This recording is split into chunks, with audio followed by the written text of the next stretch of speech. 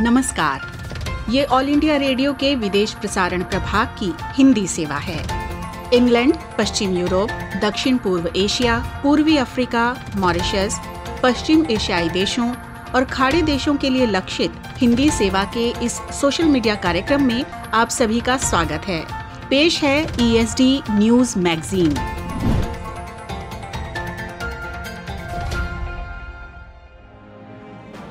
All India radio की ये हिंदी सेवा है। अब आप मुनीश शर्मा से समाचार सुनिए। आज अंतर्राष्ट्रीय मानवाधिकार दिवस है। ये दिन मानवाधिकारों की सार्वभौमिक घोषणा के उपलक्ष्य में हर साल 10 दिसंबर को मनाया जाता है। संयुक्त राष्ट्र महासभा ने सन 1948 में इस घोषणा को विश्व में मानवाधिकारों की रक्षा के लिए मानक उपाय के तौर पर स्वीकार किया था। इसके तहत मानव गरिमा, समानता और अपरिहार्य अधिकारों को विश्व में न्याय, स्वतंत्रता और शांति की बुनियाद के तौर पर स्वीकार किया गया। इस बार मानवाधिकार दिवस का विषय कोविड-19 महामारी से संबंधित है, जिसमें मानवाधिकारों को सुनिश्चित कर संक्रमण से बेहतर तरीके से उबरने की आवश्यकता पर बल दिया गया है। इस अवसर पर भारत के राष्ट्रीय मानवाधिकार आयोग ने वर्चुअल माध्यम से एक समारोह का आयोजन किया। इसमें गृह राज्य मंत्री नित्यानंद राय ने कहा कि सरकार ने महिलाओं और बच्चों के सशक्तिकरण के लिए कई कदम उठाए हैं। उन्होंने कहा कि प्रत्येक गरीब परिवार को स्वच्छ ईंधन उपलब्ध कराने के लिए प्रधानमंत्री उज्ज्वला योजना प्रारंभ की गई है। लड़के लड़की में भेदभाव समाप्त करने के लिए बेटी बचाओ बेटी पढ़ाओ अभियान चलाया जा रहा है।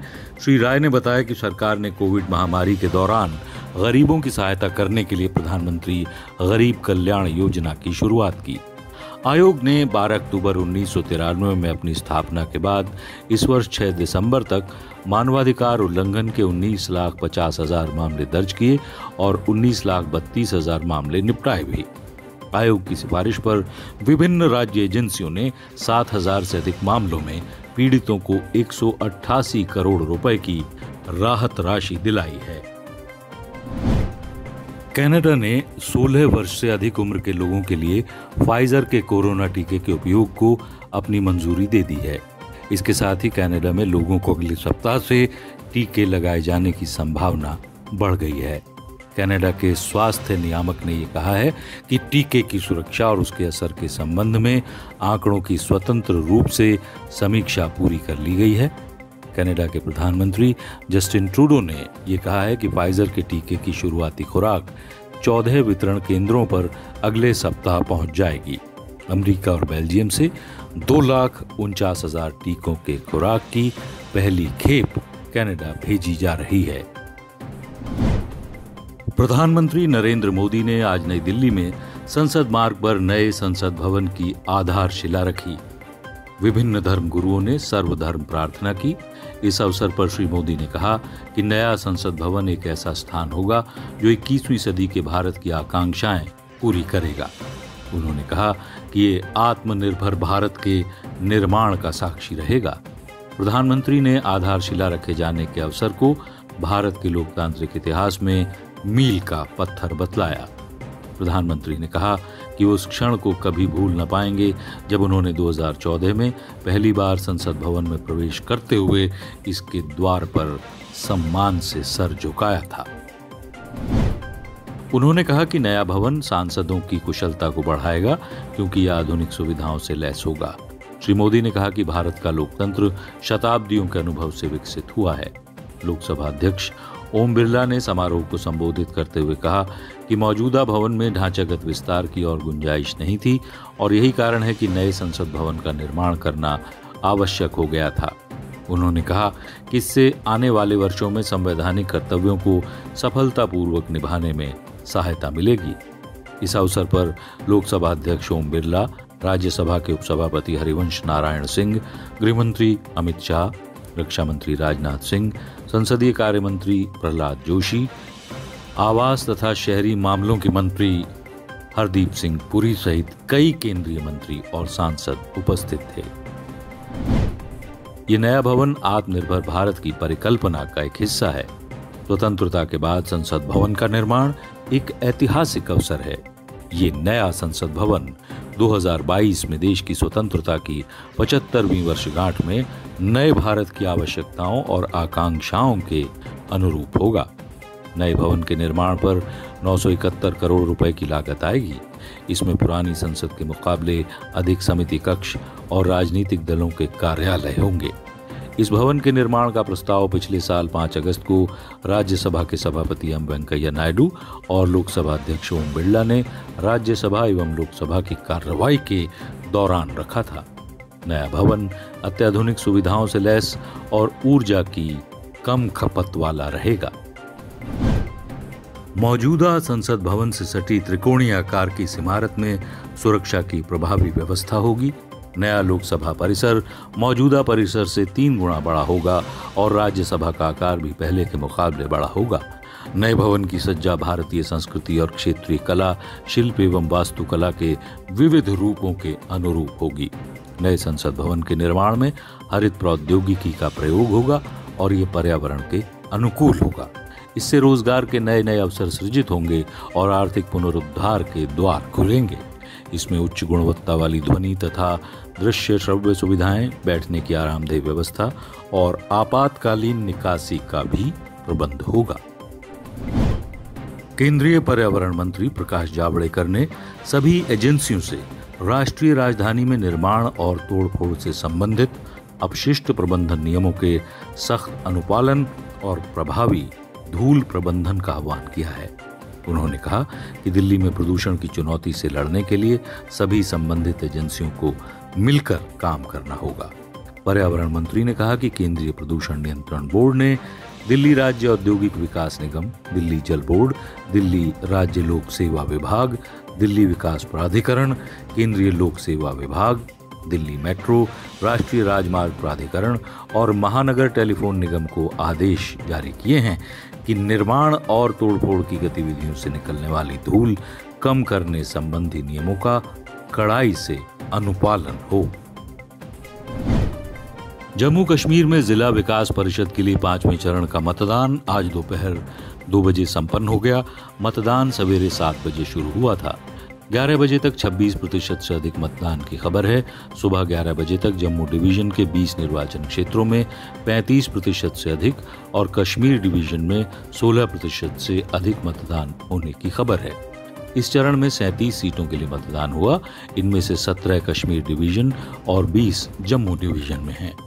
कश्मीर डिवीजन की 17 सीटों के लिए 30 महिलाओं समेत 155 उम्मीदवार चुनाव मैदान में हैं, जबकि जम्मू की 20 सीटों पर 40 महिलाओं सहित 144 उम्मीदवार हैं।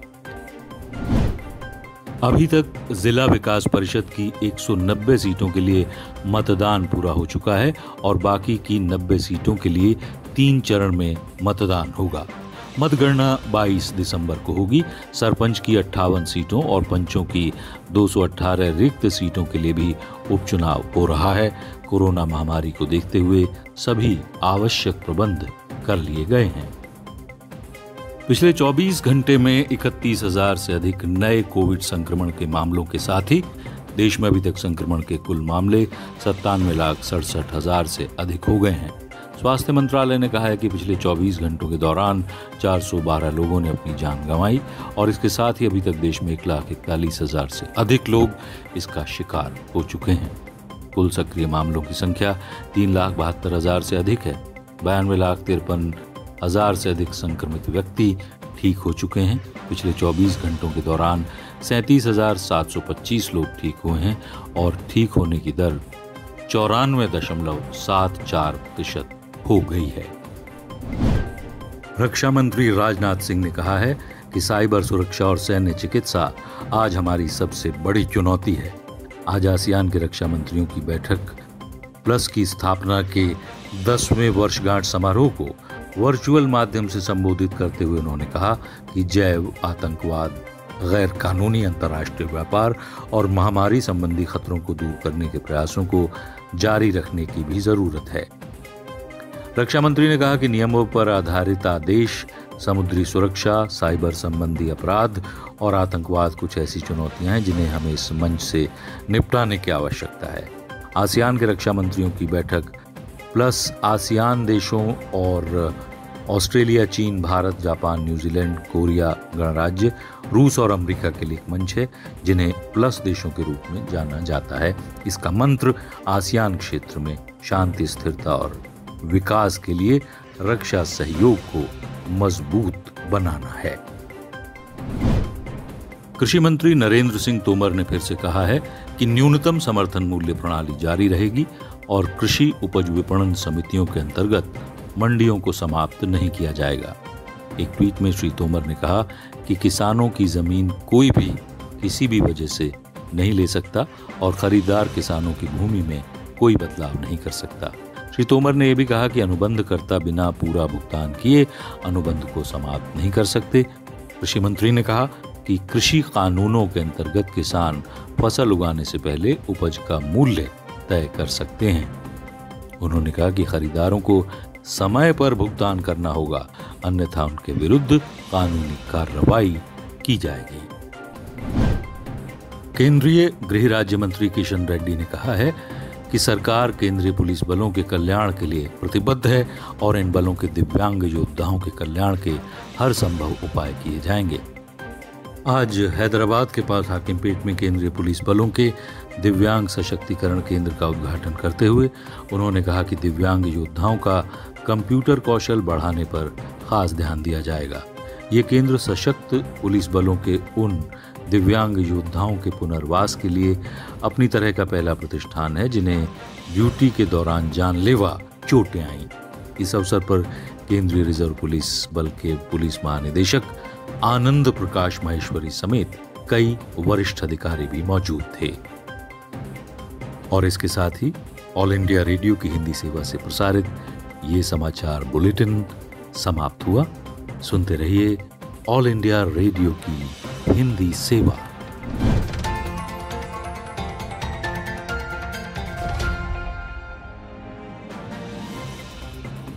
ये ऑल इंडिया रेडियो की हिंदी सेवा है। आइए सुनते हैं समाचार पत्रों से। आलेख हिंदी एकांश विदेश प्रसारण प्रभाग का है। वाचक हैं मनोज कुमार चौधरी। आज के समाचार पत्रों ने विभिन्न विषयों पर संपादकीय टिप्पणियां की हैं। वहीं समाचार पत्रों की सुर्खियां भी ध्यान आकर्षित करती हैं। देश में डिजिटल क्रांति को बढ़ावा देने और इंटरनेट की सुविधा हर आदमी तक पहुंचाने के लिए कैबिनेट द्वारा PM public WiFi access network interface PM वाणी की मंजूरी को लगभग सभी अखबारों ने अपनी सुर्खी बनाया है। अमर उजाला लिखता है, किराना से चाय वाले तक दे सकेंगे वाईफाई सुविधा, दूर दराज के इलाके भी जुड़ेंगे इंटरनेट से। दैनिक जागरण के शब्द हैं, टेलीफोन बूथ की तरह अब पब्लिक वाईफाई बूथ। राष्ट्रीय सहारा की सुर्खी है, देश में अब आएगी वाईफाई क्रांति, देश भर में 1 करोड़ डेटा सेंटर खोलेगी सरकार। नवभारत टाइम्स लिखता है, फ्री वाईफाई सेंटर खुलेंगे, कोने कोने पहुंचेगा नेट। विभिन्न देशों के राजनयिकों की हैदराबाद की जीनोम वैली में स्थित वैक्सीन कंपनियों के दौरे को भी अखबारों ने अपनी सुर्खी बनाया है। इसी वैली में दुनिया की 33% वैक्सीन बनती है। नवभारत टाइम्स लिखता है, 64 देशों के राजनयिकों ने देखा कैसे बनता है टीका, भारत का लोहा माना। हरी भूमि की सुर्खी है, दुनिया भर के 64 देशों के राजदूत पहुंचे भारत बायोटेक क्षमताओं के हुए मुरीद। कोरोना महामारी से बचाव के लिए दुनिया को वैक्सीन के साथ ही भारत उसके सुचारू वितरण के लिए मजबूत प्लेटफॉर्म भी उपलब्ध कराएगा। Corona vaccine intelligence network platform CoWIN के जरिए सुनिश्चित किया जाएगा सुचारू वितरण। दैनिक जागरण में है, उच्चतम न्यायालय के निर्देश की किसी भी कोरोना वायरस संक्रमित व्यक्ति के घर के बाहर पोस्टर और निर्देशक या चेतावनी संकेतक नहीं लगाए जाएंगे। हिंदुस्तान ने प्रमुखता से दिया है। प्रधानमंत्री नरेंद्र मोदी के आज संसद के नए भवन की आधारशिला रखने को सभी अखबारों ने इसके ब्लूप्रिंट के साथ सचित्र प्रकाशित किया है। हरी भूमि लिखता है, नए भवन में हरित प्रौद्योगिकी के उपयोग के साथ साथ इसमें उच्च गुणवत्ता वाली ध्वनि प्रणाली होगी। अमेरिकी अंतरिक्ष एजेंसी नासा के मून मिशन पर राजस्थान पत्रिका की सुर्खी है, चांद के दक्षिणी ध्रुव पर पहली बार महिला अंतरिक्ष यात्री। 2024 में आर्टेमिस 3 मिशन लॉन्च करने की तैयारी। हिंदी दैनिक हिंदुस्तान बैग का बोझ शीर्षक से अपने संपादकीय में लिखता है कि स्कूल भले ही बंद हों, लेकिन स्कूली बच्चों को भारी बस्ते से मुक्ति दिलाने के लिए चल रहे प्रयास न केवल सुखद बल्कि स्वागत के योग्य भी हैं। केंद्रीय शिक्षा मंत्रालय द्वारा जारी नई स्कूल बैग नीति 2020 के अनुसार बच्चों का स्कूल बैग उनके अपने वजन का 10% ही होना चाहिए। इसके अलावा कक्षा 2 तक के बच्चों को कोई होमवर्क न देने का बहुप्रतीक्षित निर्देश भी जारी कर दिया गया है। दरअसल वर्षों से बच्चों को स्कूली बैग के बोझ से मुक्ति दिलाने की चर्चा चल रही थी। यदा कदा भलमनसाहत में स्कूल बैग को हल्का करने की सलाह भी दी जाती रही, लेकिन अब की बाकायदे नीति बनाकर इस अच्छी पहल को लागू करने की कोशिश हो रही है, तो इस पर खास तौर से स्कूल संचालकों को ध्यान देना चाहिए। भारी या हल्के स्कूल बैग कहीं से भी इस बात के संकेत नहीं है कि बच्चा पढ़ाकू है या उसके स्कूल में अच्छी या खराब पढ़ाई होती है। विगत दशकों में कुछ दिखावा पसंद स्कूलों में लगभग होड़ सी लग गई थी कि किस स्कूल का बैग कितना भारी हो सकता है। कोई शक नहीं, स्कूल में जितने पीरियड नहीं होते उनसे ज्यादा किताबें कॉपियां मंगाने को बहुत कम ही लोग गंभीरता से ले रहे थे। इक्का दुक्का अभिभावक आपत्ति करते भी थे तो स्कूल के शोर में उनकी आवाज दब जाती थी। देखा देखी भेड़ चाल स्वरूप स्कूलों के बैग बड़े और भारी होते चले गए। पीठ और कंधे पर टांगे या थक कर बैग घसीटते बच्चे शहरों में तो आम हो गए। अब जब केंद्र सरकार ने तमाम राज्य सरकारों को परिपत्र जारी कर दिया है, तब राज्यों को अपने स्तर पर बच्चों के बैग को हल्का कराने की तैयारी कर लेनी चाहिए। कुछ जगह इसकी शुरुआत सरकारी स्कूलों से भी करनी पड़ सकती है, लेकिन विशेष रूप से निजी स्कूलों को पाबंद करना पड़ेगा। उन्हें समझाना होगा कि वे अपनी समय सारिणी सुधारें, केवल उन्हीं किताबों और कॉपियों को स्कूल मंगवाएं जिनकी ज़रूरत है। इसके साथ ही बच्चों के पाठ्यक्रम को हल्का करने की चर्चा भी हो रही है, तो स्कूलों में पीरियड की संख्या घटाने पर भी विचार करना चाहिए। कुछ स्कूल काफ़ी सारी किताबें और कॉपियां खुद ही रख लेते हैं, तो ये भी एक अच्छा तरीका है ताकि बच्चों को कम से कम बोझ के साथ स्कूल आना पड़े। हिंदी में प्रकाशित समाचार पत्र नवभारत टाइम्स भरोसा सबसे जरूरी शीर्षक से अपने संपादकीय में लिखता है कि नए कृषि कानून के खिलाफ आंदोलन कर रहे किसानों और सरकार के बीच जारी बातचीत में आया गतिरोध टूटने की कोई सूरत नहीं बन पा रही है। बिना किसी पूर्व योजना के केंद्रीय गृह मंत्री अमित शाह के निमंत्रण पर उनसे हुई किसान नेताओं की वार्ता के बाद सरकार द्वारा भेजे गए लिखित प्रस्ताव को भी किसानों ने ठुकरा दिया है। हालांकि मंगलवार को भारत बंद के बाद जब गृह मंत्री ने किसान नेताओं को बुलाया तो इसको इस बात का संकेत माना गया कि सरकार आंदोलन की मांगों को लेकर गंभीर है और अब कोई रास्ता निकल आएगा। सरकार द्वारा भेजे गए प्रस्ताव में एमएसपी जारी रखने का लिखित आश्वासन देना मंजूर किया गया है। इसके अलावा फसल की खरीदी करने वाले निजी व्यवसायों के राज्य सरकारों द्वारा रजिस्ट्रेशन किए जाने और अनाज मंडी से बाहर की जाने वाली खरीद बिक्री पर भी टैक्स लगाने का अधिकार उनको देने की बात इस प्रस्ताव में कही गई है। ऑस्ट्रेलिया में जीत शीर्षक से प्रकाशित हिंदी दैनिक राष्ट्रीय सहारा अपने संपादकीय में लिखता है कि इंडिया ने ऑस्ट्रेलिया से वनडे सीरीज हारने के बाद T20 सीरीज जीतकर हिसाब बराबर कर दिया है।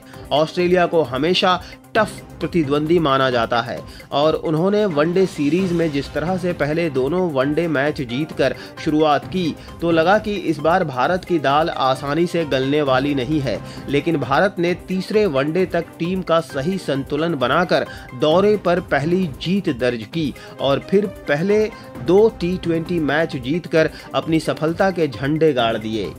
हमने T20 सीरीज का आखिरी मैच जरूर हारा, पर इस सीरीज से कई पॉजिटिव बातें सामने आई हैं। अभी आप समाचार पत्रों से सुन रहे थे। आलेख हिंदी एकांश विदेश प्रसारण प्रभाग का था। वाचक थे मनोज कुमार चौधरी।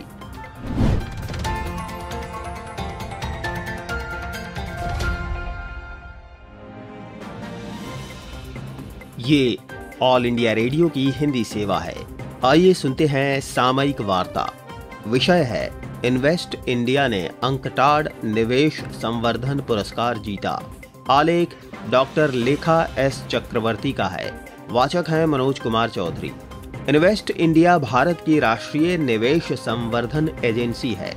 संयुक्त राष्ट्र अंकटाड ने इन्वेस्ट इंडिया को 2020 का संयुक्त राष्ट्र निवेश संवर्धन पुरस्कार का विजेता घोषित किया है। ये पुरस्कार विश्व भर में निवेश संवर्धन एजेंसियों IPAs के श्रेष्ठ अभ्यासों की सराहना करता है तथा इसे मान्यता देता है। अंकटाड ने 180 IPAs का मूल्यांकन किया तथा इन्वेस्ट इंडिया को विजेता घोषित किया। इस सप्ताह पुरस्कार समारोह जिनेवा के अंकटाड मुख्यालयों में आयोजित किया गया। निवेश संवर्धन एजेंसियों के लिए संयुक्त राष्ट्र निवेश संवर्धन पुरस्कार अत्यधिक इच्छित पुरस्कार है। भारत से पहले इस पुरस्कार को कोरिया, सिंगापुर तथा जर्मनी ने जीता है। अंकटाड IPAs के प्रदर्शन का मूल्यांकन करने वाला तथा विश्व के श्रेष्ठ अभ्यासों की पहचान करने वाला एक केंद्रीय एजेंसी है। कोविड-19 महामारी की पृष्ठभूमि में ये संकट प्रबंधन तथा सरकार के आर्थिक आपात महामारी उपायों को सम्मिलित करने की दिशा में हमेशा की तरह व्यापार निवेश सुगमता से निवेश संवर्धन एजेंसियों के फोकस में एक गति की तरह है। इन प्रचार सेवाओं का संचालन ऑनलाइन डिजिटल प्लेटफॉर्म पर किया जाता है तथा कर्मचारियों को घर से काम करने को कहा जाता है। कोविड-19 महामारी के प्रति प्रतिक्रिया दिखाने के IPAs के तरीके 2020 के संयुक्त राष्ट्र निवेश संवर्धन पुरस्कार के मूल्यांकन के लिए प्रमुख मानदंड रहे हैं। अंकटाड ने मार्च 2020 में महामारी के प्रति IPA की प्रतिक्रियाओं का मूल्यांकन तथा निगरानी करने के लिए एक टीम नियुक्त किया। अप्रैल तथा जुलाई 2020 में संयुक्त राष्ट्र ने IPA पर्यवेक्षक के रूप में निवेश संवर्धन एजेंसियों के श्रेष्ठ अभ्यासों को प्रकाशित किया। इन प्रकाशनों में दीर्घकालिक व्यावसायिक रणनीतियों, हितधारकों की आउटरीच, व्यवसाय के पुनर्गठन तथा आपूर्तिकर्ता की आउटरीच को दर्शाया गया। इन्होंने सोशल मीडिया के संपर्कों का विस्तार किया तथा कोविड प्रतिक्रिया दलों पर फोकस किया। व्यवसाय प्रतिरक्षा मंच, विशिष्ट निवेश फोरम की वेबिनार श्रृंखलाओं जैसे इन्वेस्ट इंडिया के श्रेष्ठ अभ्यासों को अंकटाड ने श्रेष्ठ अभ्यास के रूप में दर्शाए हैं। इन्वेस्ट इंडिया ने दीर्घकालिक रणनीतियों को भी साझा किया है तथा अंकटाड के उच्च स्तरीय चिंतन सत्रों में निवेश संवर्धन, सुगमता तथा अवधारण के लिए इन अभ्यासों का अनुगमन किया जा रहा है। विज्ञान तथा प्रौद्योगिकी की स्वर्ण जयंती भाषण श्रृंखलाओं में महामारी के दूसरे पहलू शीर्षक से आधारित हाल के एक वेबिनार का आयोजन विज्ञान और प्रौद्योगिकी संचार और विज्ञान प्रसार राष्ट्रीय परिषद ने किया। नीति आयोग के उपाध्यक्ष ने कहा कि कोविड-19 के बाद के प्रभावों से जल्द उबरने के बाद अगले कुछ वर्षों में भारतीय अर्थव्यवस्था सभी क्षेत्रों में विज्ञान, प्रौद्योगिकी तथा नवोन्मेष का प्रयोग करके विश्व में शीर्ष अर्थव्यवस्था होगी। विभाग के सचिव ने कहा कि विज्ञान तथा प्रौद्योगिकी विभाग विज्ञान तथा प्रौद्योगिकी और स्टार्टअप्स का प्रयोग करके भारतीय अर्थव्यवस्था को इच्छित गति से बढ़ाने में मददगार रहा है। कश्मीर, सिक्किम तथा असम के केंद्रीय विश्वविद्यालयों ने जलवायु परिवर्तन पर अनुसंधान के लिए उत्कृष्टता केंद्रों को स्थापित किया है। नीति आयोग के उपाध्यक्ष ने कहा कि महामारी के दौरान एक सृजनात्मक विनाश की घटना घट चुकी है। ऐसे में कोविड-19 महामारी ने कई चीजों को परिवर्तित किया है तथा काम को अंजाम देने के नए तरीके दिखाए हैं। उन्होंने कहा कि ये रूपांतर कोविडोत्तर विश्व में स्थायी होने जा रहा है। उन्होंने कोविडोत्तर विश्व में एक नवोन्मेषी आर्थिक व्यवस्था के महत्व को रेखांकित किया। राष्ट्रीय सांख्यिकी संगठन द्वारा अनुमानित नवीनतम GDP के अनुसार पहली तिमाही के बाद कोविडोत्तर भारतीय अर्थव्यवस्था रिकवरी मोड में रही है। नीति आयोग के उपाध्यक्ष डॉक्टर राजीव कुमार ने कहा कि कोविड-19 के व्यवधानों के प्रभावों से अगली कुछ तिमाहियों में भारतीय अर्थव्यवस्था फिर वापसी करेगी। उन्होंने एक बहुत ही आशावादी विचार साझा भी किया कि अगले 20 से 30 वर्षों में भारतीय अर्थव्यवस्था औसतन 7 से 8% की दर से बढ़ेगी। उन्होंने ये भी कहा कि 2047 तक भारत तीसरी सबसे बड़ी अर्थव्यवस्था बन सकती है। सरकार भारत में व्यवसाय करने की सुगमता में सुधार करने, नवोन्मेषी इकोसिस्टम जैसे ढांचागत सुधार कर सकती है, जहां स्कूल के प्रत्येक छात्र की पहुंच अभिनव उपकरण और प्रचलन तक होगी। सरकार की आर्थिक तथा नीति परक कोशिशें वैश्विक आपूर्ति श्रृंखला में मौजूदा शून्यता से भारत को लाभ उठाने के लिए और अवसर के द्वार खोलने की होगी। इसी दौरान सरकार स्टार्टअप्स, सूक्ष्म, लघु तथा मझोले उद्यमों तथा अन्य व्यवसायों और स्थानीय उत्पादों के लिए एक वैश्विक बाजार को बढ़ावा देगी। ये था ऑल इंडिया रेडियो के विदेश प्रसारण प्रभाग की हिंदी सेवा का YouTube कार्यक्रम। ESD न्यूज मैगजीन का अगला अंक लेकर हम फिर हाजिर होंगे। अब दीजिए इजाजत। नमस्कार।